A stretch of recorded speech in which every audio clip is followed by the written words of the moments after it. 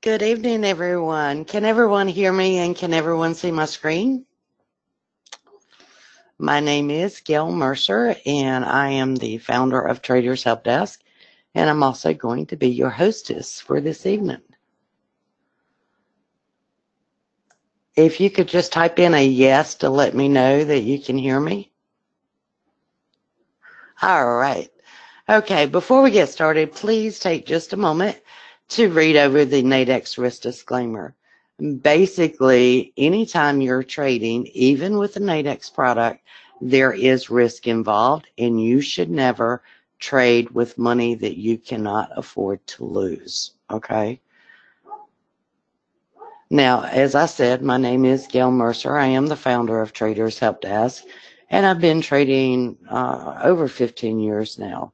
I am the author of several books on trading Nadex binary options that are available on Amazon. I also provide uh, indicators for TradeStation, multi-charts, and NinjaTrader.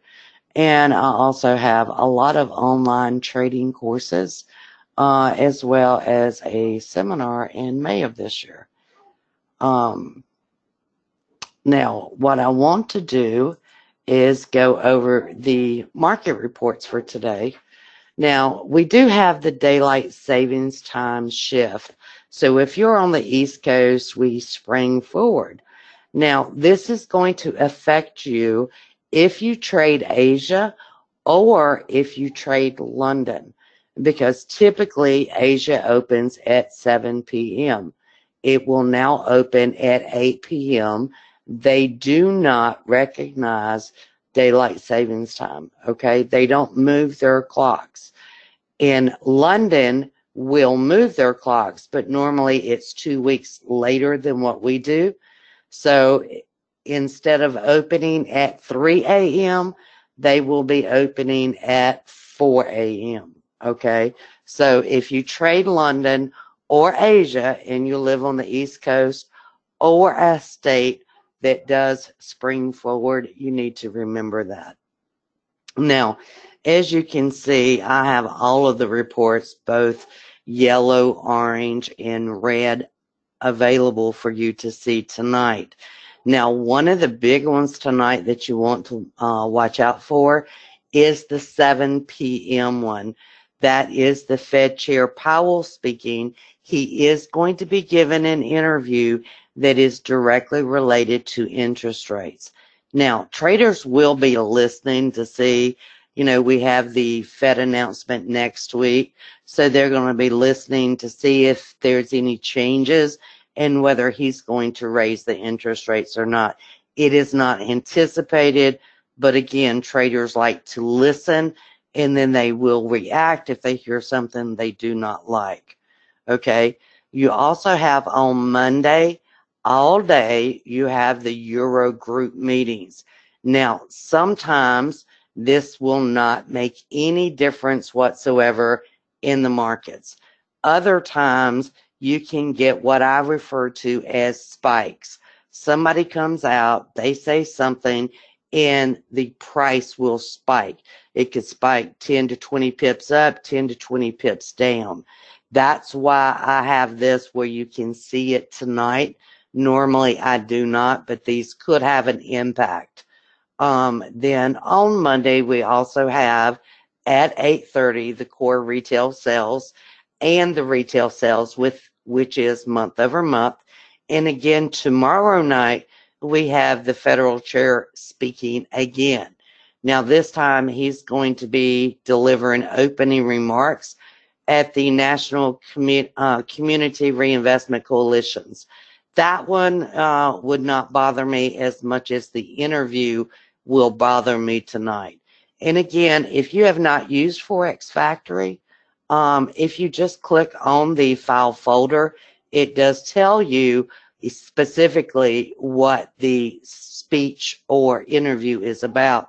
In this case, he's going to specifically be talking about interest rates, which is one reason to be cautious, until after that is finished. Now, on Tuesday at 5:30, you do see we have the GDP in the manufacturing production. Both of those are month over month. That's what this means, okay? They will come out at 5:30 a.m. For the British pound. At 8:30 that morning, we'll have the CPI month over month, the core CPI month over month. Also, this is the big one. This is the biggest one to pay attention to, is the Brexit vote, okay? If that Brexit vote does take place, you're more than likely going to have a big move off of it, okay? So know, if you are trading the British pound or the euro, you better watch out on Tuesday, okay? Now, in addition to that, you also have the all-day euro ECO FIN meetings, okay? Watch out for these, because again, that's something that will cause a spike in the market. Great time to be using either the Nadex binaries or the Nadex call spreads or touch brackets. Okay. Let's see. Then on Wednesday, the British pound will release its annual budget release. That is probably going to be minimal compared to the Brexit vote. Okay. Then you have the core durable goods month over month on the USD, and also on the USD, the PPI month over month. That comes out at 8:30 a.m. on Wednesday. On Thursday, the only thing that we have is the monetary policy statement for the yen, and typically that comes out between 10 and midnight. And then sometime between midnight and 1:30, you will have the Bank of Japan press conference, and also the governor will also be speaking, okay? And he is expected to speak at the B20 Tokyo Summit. So that is something to watch out for. And I would say that's more of Thursday night into Friday, okay? Any questions on the market reports? We do have several this week. Next week is even bigger, though. Now, let's go and let's actually look at some of the charts, okay? So again, I always start with my week, okay? And I always do this on Sunday evening. And the first thing I want to look at is to see if we have any high values on the stochastics. And I can already tell you the USD JPY does.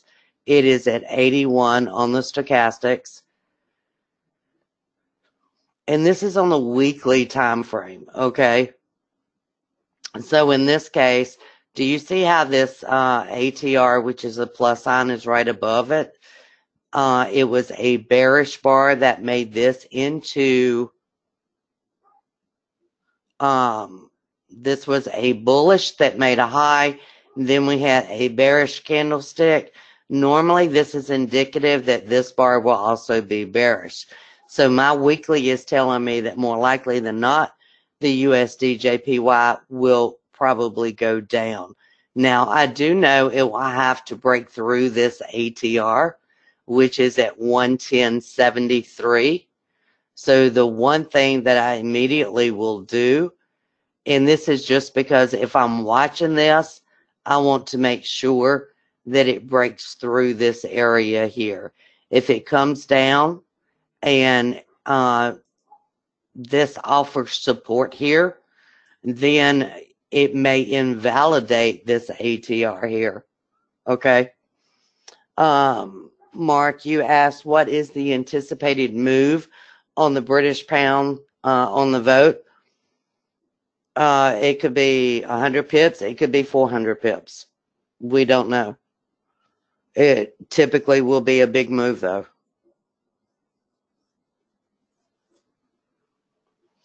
All right. Now, the only one that I had that was high on the stochastics was the USD JPY. The other thing, do you see how far this is above 80 right now? Again, this is telling me more than likely it's going to go down because it's overextended to the long side. Okay. So from a weekly perspective, from a what I would call a trend perspective, this is probably going to go down. Okay. Does that mean you only go short for the week? No, because if you look over here, you can see that over here we're overextended.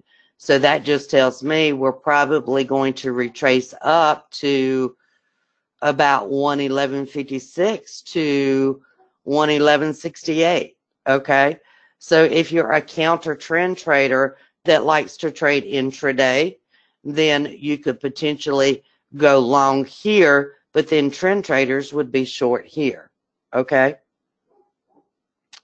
Now, the next thing I look at is to see if I have any RSI values that are above 50 or below negative 50, and we do not. And we do not have any magenta peaks other than on the USD, which is already played out. This is the magenta peak, and all it does is identify when the market is going to retrace back to the ATR. Okay, so that will tell you I'm both a counter trend trader and a trend trader. Doesn't matter to me as long as the market's moving. Okay. Now, in addition to that, let's go up to the daily chart. On the daily, we've got a lot of them. Well, we've got a few of them. We have the USD CAD. The stochastics is at 91. And that tells me that more likely than not, we will get a retracement on the USD CAD this week. And you can also see this is almost identical to what I just showed you over on the USD JPY. You can see this is your ATR here. Okay. You're overextended here. You're probably going to get a magenta peak if this comes down to about 33.72. That magenta peak will come in. That's going to push it back to at least this ATR, more than likely at 32.62. Okay. With the weekly, okay, with it being at the ATR, it could also come down to 29.40. Okay. It is very similar to what happened over here. You can see you had the magenta peak here. It comes back down to the ATR. Okay. This one more than likely is going to come down to at least this ATR, possibly lower because of this weekly time frame. Then if you go to the USD Swiss franc, let's get this one up. You can see the stochastics value is 84. And again, you're seeing that this market is overextended, which tells me that more likely than not, it will come back down to the 99.86. Now, the difference on this one is the weekly chart. The weekly chart is in an uptrend, so it may come back and it may test support around the 99.29 area, but I would think that this would go up after that. Okay. Then going down even further, well, let's just go ahead and go over the Aussie.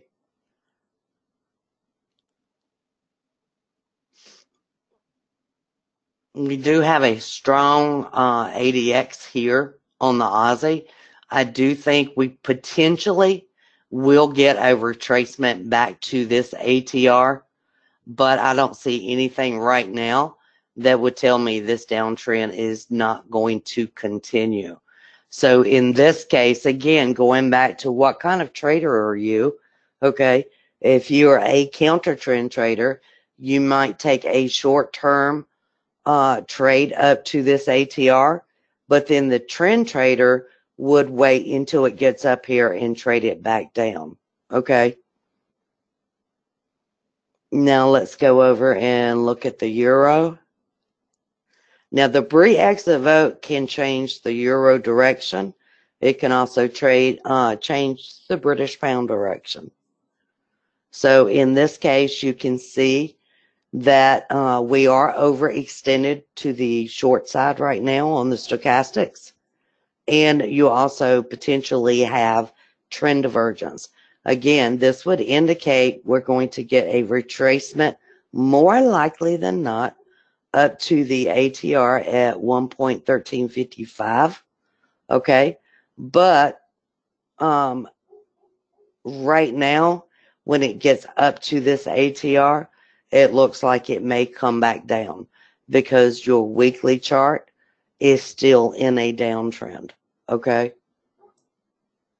So this would be just a short-term trade.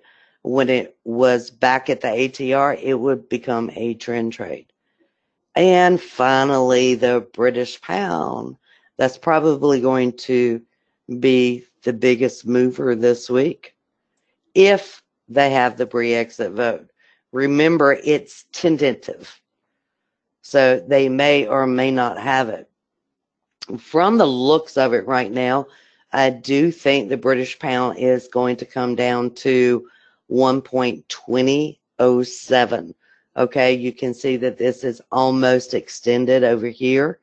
Then when it gets here, I do think it's going to support it in this area. It may not even get that low because it's testing this low here currently. It will go back up and potentially try to test the 3,200 area. Okay. What will it do when it gets to the 3,200 area? Now, that's a pretty big move in and of itself because right now we're almost at 1.3 thousand, and that's almost a 200 pip move on the British pound, which the British pound is one of the most volatile currencies out there right now. So if this does start to turn, there's a potential for it to go up to here. But remember, on Tuesday, you have the Brexit vote. Okay? And as long as they do have that vote, we could actually, if they like what happens at the vote, it very well could take out 33.51. If they don't like it, it could take out 27.69. Now, we have been talking about the Brexit for a long time, and a lot of economists think that it could potentially take out 1.20. Okay, that is, let me show you how big of a move. That would be all the way down to here. Okay, that's what some projections are. Okay, it all depends, what happens between, now and then, what they decide to do with the Brexit. Are they going to extend it? Are they going to take more time? There are so many things that's up in the air about the Brexit that watching it and trading it, but be aware of all of the news that's continuously coming out. Okay. But in this case, just from a technical analysis standpoint, I would say it's probably going to find support down around 29.66 to 29.07. But I do think it's going to come back and it's going to test for a resistance area. And I think that will actually happen before the Brexit. Okay. Any questions? If you want a safer market to trade this week, you're probably better off on the USD CAD, USD Swiss franc, USD yen. Okay. I did do the euro dollar. I can go back and review it, Jesus.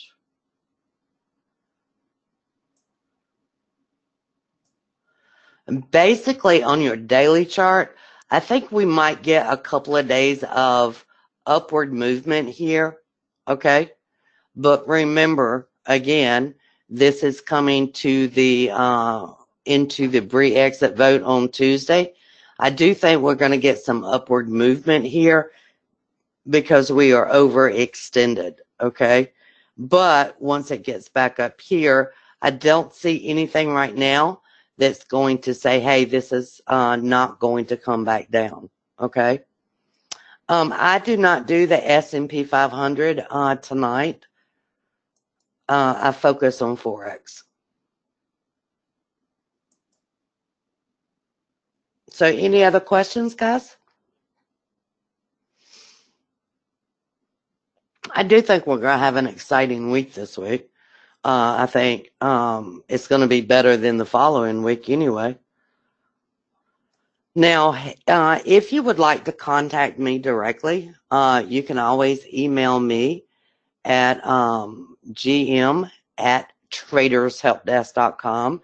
You can also visit my website at www.tradershelpdesk.com. Again, I have on-demand trading lessons as well as seminars, indicators, and trading packages. Or you can also call me at 336-263-0122. You will probably have to leave a voicemail. I'm on the phone a lot. So if you do leave me a voicemail, I will get back with you. Again, I would like to thank you for joining me tonight. For those of you that like trading these higher time frames, check out these new touch brackets. They're totally awesome. Okay. I love trading the touch brackets. Sometimes I build the touch brackets with the binary options as well as the call spreads. I think they're really cool. Tony, I don't do oil. I do Forex. Any other questions, guys? And also, I have a lot of videos on YouTube. If you're new to trading the touch brackets, I have a lot of videos on YouTube. They'll teach you how to trade them. They're really pretty straightforward, I think, and I love them. All right. If there's no other questions, I do appreciate you joining me this evening. Oh, great, Kathy. I'm glad to hear you did. How did you like it, Kathy?